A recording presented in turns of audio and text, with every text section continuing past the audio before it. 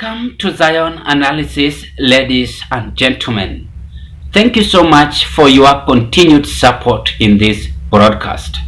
Allow me to begin by saying one thing, is that Raila Odinga is now losing ground after he had joined William Ruto's coalition or agreement. And that is the fact. As I was just going through the Saturday's news report about Raila William Ruto's deal, I realized two things. The first one, there is both political betrayal from both sides. That is William Ruto and Raila Odinga. They have betrayed their opponents, and that is a fact, and that is why I am very much confident on saying Raila Odinga, in fact even William Ruto, they both lose ground according to my research. The second point is that how is Ruto-Raila coalition going to convince Kenyans 2027? And yet Kenyans are saying Raila Odinga was the one leading them in demonstration. Then if Raila Odinga was still remaining the opposition, then they could have given him the presidency. Again, Kenyans are saying that William Ruto, during his campaign periods, he used to convince Kenyans, he used to entice Kenyans, he used sweet words to ensure that Kenyans voted for him against Raila Odinga. Raila Odinga campaigned against William Ruto, saying that Ruto was bad. Now today, Raila Odinga is changing tone. In other words, in conclusion, there is change of tone, that Ruto is good. And that is why the Saturday newspaper is capturing William Ruto, that he rushed to Raila Odinga for rescue after Raila Odinga had lost the AUC. I've been also convinced that the AUC security of Raila Odinga had been taken away. Now he is getting full security from the government. According to Kenyan newspapers review, while Ruto rushed to seal working agreement with Raila after AUC defeat, you get the point, which I was saying. On Saturday, 8th March, local publication widely covered the agreement signed by President William Ruto and Raila Odinga, examining its ramifications for Kenya's political environment ahead of the 2027 general election. Then widely covered the agreement signed by President William Ruto and Raila Odinga, examining its ramifications for Kenya's political environment ahead of the 2027 general election. Environment have been mentioned, Kenyan. Then Rais Mwenza Raila, they are shaking hands, and Raila Ruto wavalishwa pete. Ruto avalisha Raila pete. Raila avalisha Ruto pete. All of them, remember, they are on their own political conclusion.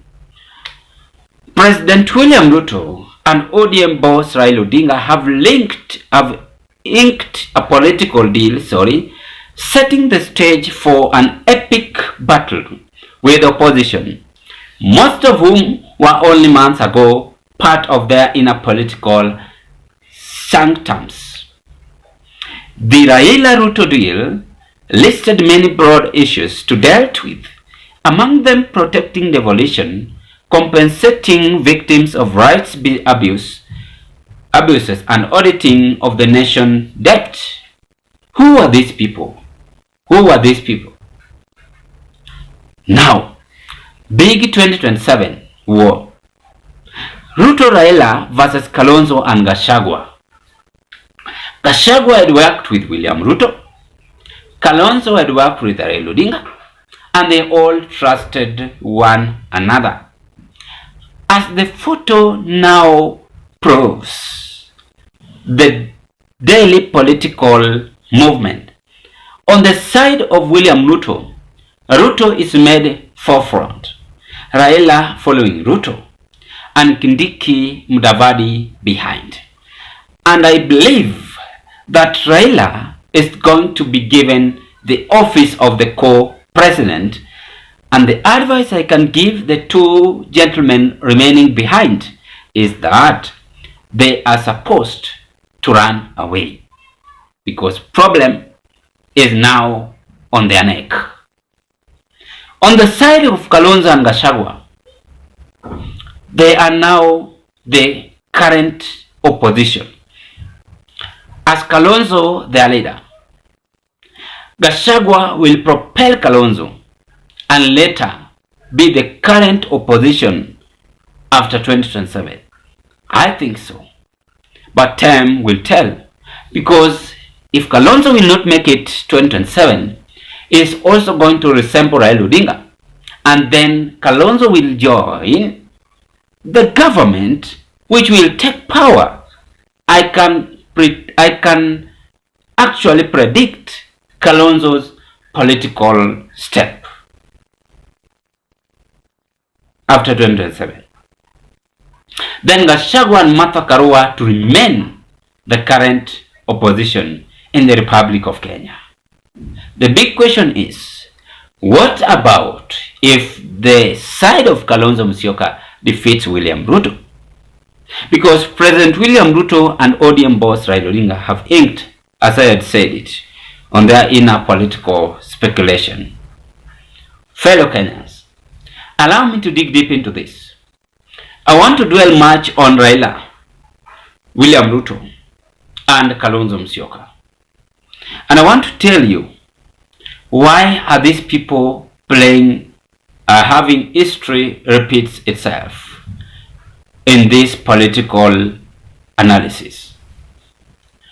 2017, let me begin 2007, sorry. Raila Odinga and William Ruto were working together. Ruto dumped Raila Odinga when Raila Odinga failed to accept his winning in the presidency. William Ruto ran away and joined Uhuru Kenyatta. You get the point? After that, Raila joined Mwai Kibaki. So both of them were running helter-skelter and was made a prime minister. He was given position. So Raila Odinga had been a man who plays games. In 2017, during the years down the line, 2012 sorry, hapo ndio tunaweka Kalonzo alipenya katikati ya Mwai Kibaki, and he was made vice president. And now on Stephen Kalonzo Musyoka also always plays games. He must satisfy himself. And what I have realized, that all politicians, after they have campaigned and spent a lot of money, they must return back their fund. And that is why they always make a lot of noise. Then at the end of 6 months, you hear a handshake. You hear that and that. Their fund have been returned to them.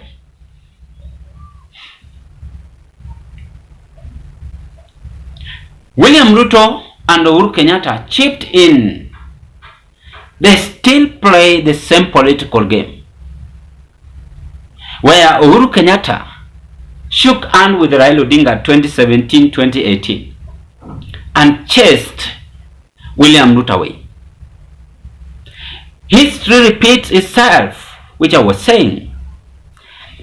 Raila Odinga yesterday shook hands with William Ruto at KICC. Remember, they had handshake long time ago, and you Kenyans, you were not seeing. I said it during this function.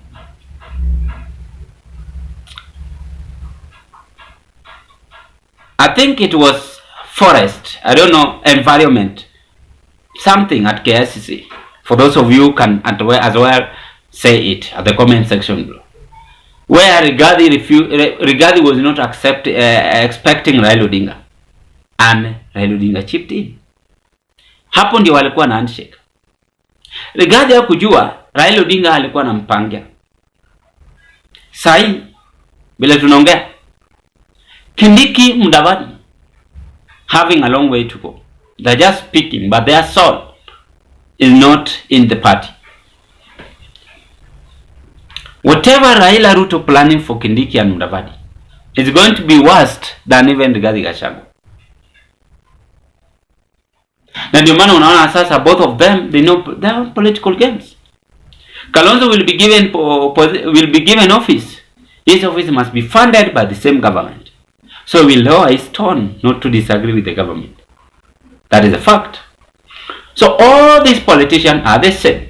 Raila Avaleshwa Pete, he had been known for long time on his political conmanship and on how he plays his cards.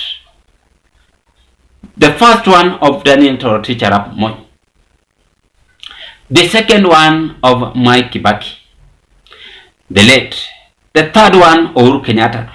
The fourth one, William Ruto. And even if you give me chance, I display a video clip of William Ruto saying that hakutakuwa na nusu mkate, you will be shocked. Usiwahi jaribu kuweka siasa kwa roho na kuamini mwanasiasa. Kenyans is upon you. Today, as I was just writing a WhatsApp group to leaders from the constituency I'm coming from, no one responded because I told them the fact that up to this moment, this year, we are still having those wooden bridge. Then you take a photo seeing upcoming leader or MCA trying to build a bridge. Then I asked the leaders, what are your role? What are your role? Are you feeling that pain? No one responded because truth is always bitter. But we must speak the truth. We must speak the truth. Because after all, our children will say, look at what our dads did. Look at what our parents did. Look at what our leaders did. Kenya is bigger than one person. We must combine our brain and think for a better future for this country. But not through handshake of individual benefit. It should be Kenyans having handshake with the government, but not politicians having handshake with the government. It is wrong. That is what is now happening. Ladies and gentlemen, what are your take? Bye bye. I wish you all the best. Thank you.